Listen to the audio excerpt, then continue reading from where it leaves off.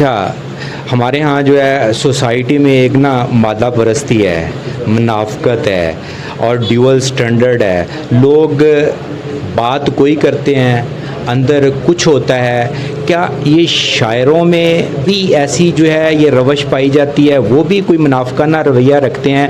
आज की सोसाइटी से रिलेट करते हुए ये मैं बात कर रहा हूँ। जी बिल्कुल, शायर भी इंसान होते हैं, मुनाफ़क़त करते हैं, होती है।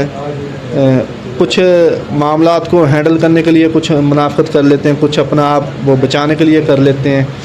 लेकिन मेरा एक ना मानना है, जो मेरे करीबी दोस्त हैं अदबी हलकों में, वो इस चीज़ को जानते हैं। मैं कहता हूँ अच्छे शायर से बेहतर अच्छा इंसान होना है। नबी पाक का फरमान है कि आप में सबसे अच्छा वो है जिसका अखलाक अच्छा है।